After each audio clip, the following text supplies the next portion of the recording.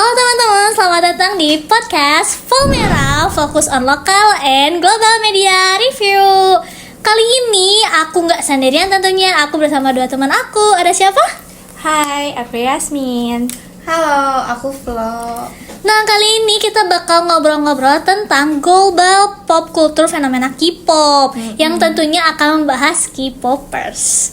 Nah, teman-teman, aku mau tanya nih ke kalian berdua, apakah kalian pernah nggak sih suka K-pop atau pernah jadi riwayat K-popers banget? Contohnya kayak kalian beli merchandise-nya, kalian beli albumnya, bahkan kalian ikut konser-konsernya.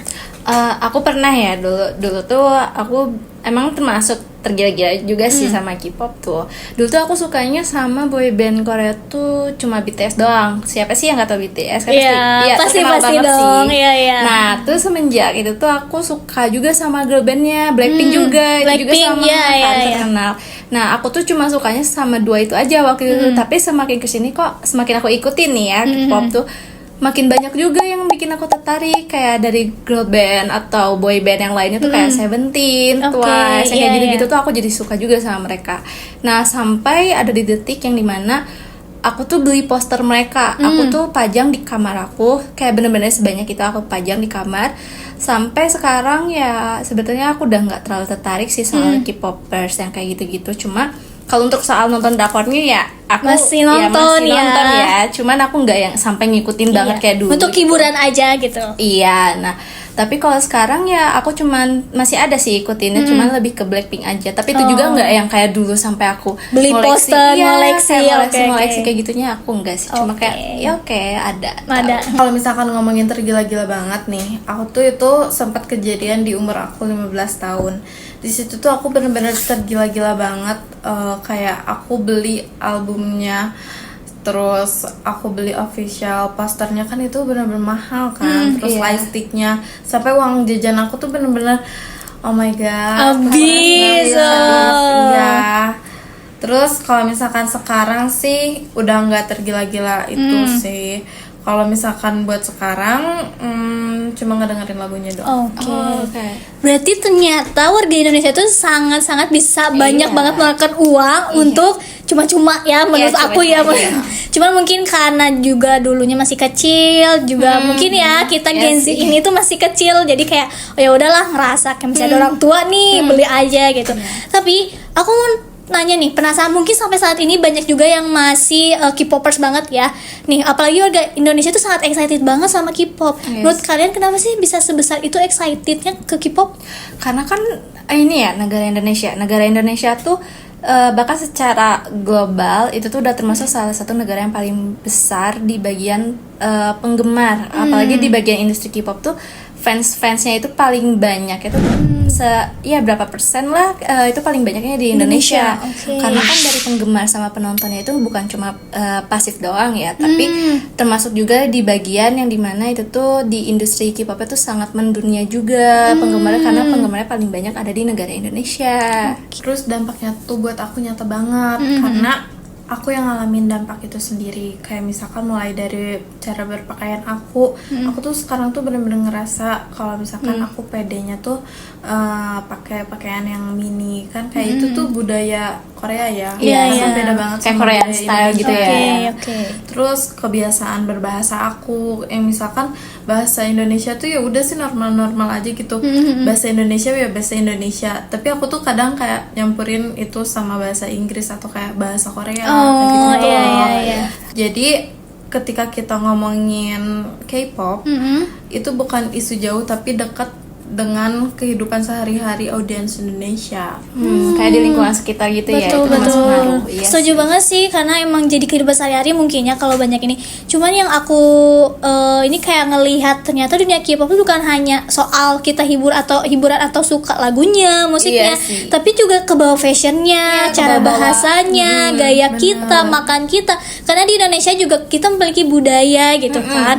Tapi justru ternyata nggak sebatas kita suka, tapi kita juga ini tuh dari media, bener gak sih? Iya, dari berita-berita dong. Dari berita-berita, tentu banget. Nah, cuman aku mau nanya nih, menurut kalian apa sih bingkai di media luar negeri sama Indonesia gitu? Bedanya? Oh, kalau bedanya pasti ada bedanya sih. Kalau misalnya di media internasional gitu, media luar negeri itu kan pasti banyak ya berita-berita luar negeri itu. Tapi kita lihat deh dari berita-berita luar tuh seperti kayak Reuters, CNN yang kayak gitu-gitu tuh melihat berita K-pop itu tuh sebagai fenomena budaya global yang dimana pasti tentunya punya dampak diplomatik. Nah, yang dimana ini kita ambil contoh berita kemarin deh. Kemarin tuh baru banget keluar tuh berita BTS comeback. Oh iya aku tahu. Iya kan, setelah sekian lama kan BTS tuh itu kan pasti terkenal banget kan, BTS banget tuh kayak mendunia banget. Iya. Nah, saking mendunianya itu kan awalnya mereka udah lama tuh nggak comeback. Nah, baru kali ini mereka comeback kan di tahun 2026 ini. Nah, setelah mereka mau comeback, mereka tuh mau ngadain konser. Konsernya itu mereka tour, itu mereka tour. Namanya kalau nggak salah di beritanya tuh BTS World Tour. Nah, di BTS World Tour ini tuh mereka ngadain konsernya tuh di mana-mana kan, tentunya kayak di negara kayak Paris, Indonesia juga katanya bakal ada di Jakarta nanti. Iya, di Jakarta nanti.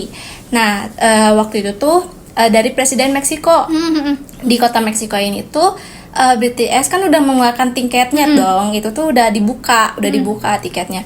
Nah, di situ tuh penggemarnya tuh langsung ikut war dong di situ. Sold out. Iya, langsung iya war, sih, cepet banget iya pasti. kan, langsung habis. Jadi di situ tuh Presiden Meksiko tuh minta kalau misalnya si tiketnya tuh minta ditambahin karena udah habis. Jadi di beritanya itu Presiden Meksiko tuh secara terbuka meminta ke negara Korea Selatan itu untuk menambahkan tiket konsernya BTS. Berarti kalau bisa dilihat ternyata media internasional itu lebih kepentingan negaranya ya dibandingkan mungkin dari fans atau lagunya. Tapi ngomong-ngomong kalau misalnya dibandingin sama media nasionalnya kayak gimana?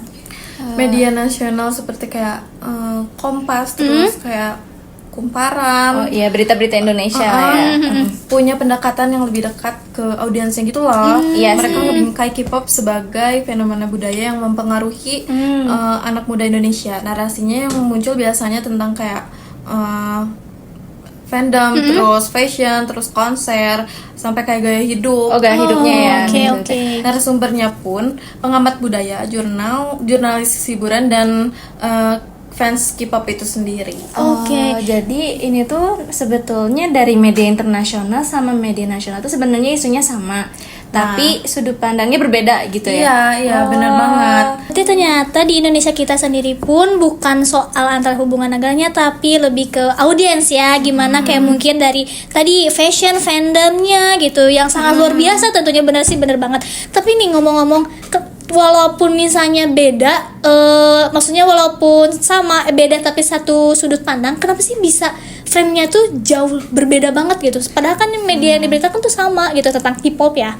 Karena kan dari kita lihat dari budayanya nih, dari budaya mereka, nilai-nilai budayanya, terus juga dari apa ya, kayak kepentingan nasional juga, itu tuh pasti berbeda.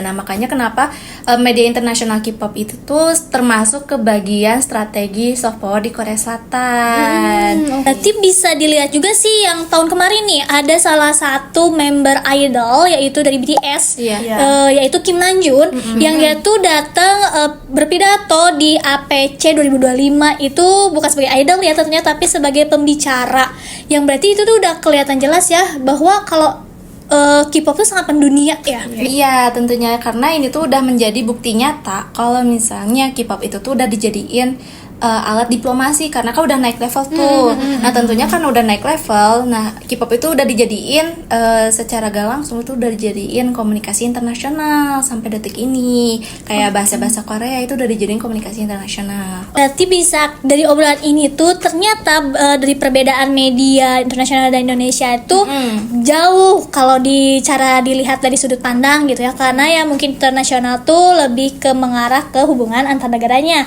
Tapi kalau misalnya di Indonesia tuh lebih kayak fansnya aja gitu, lebih ke kita-kitanya aja yang maksudnya bisa mengajak budaya Indonesia tuh jadi terjun ke dunia Korea gitu kan. Jujur ya, sangat menarik banget buat aku, yang benar-benar menarik karena kita jadi tahu gitu dari budaya kita sendiri. Terus kita juga tahu kalau narasumber yang ditonjolkannya itu nggak cuma fansnya doang, tapi karena adanya masuk berita itu jadi masuknya ke kayak pejabat, institusi resmi. Jadi itu narasumbernya termasuknya ke situ lebih. Kayaknya ini udah terlalu panjang kita ngobrol-ngobrol kali ini. Nah, ini seru banget obrolannya. Aku mau say thank you banget buat Kak Yasmin dan Kak Flo. Semoga kali ini episodenya bermanfaat buat yang nonton. Betul. Oke, karena pembicaraannya cukup seru, kita akan ketemu lagi di next video and see you. Thank you. Bye.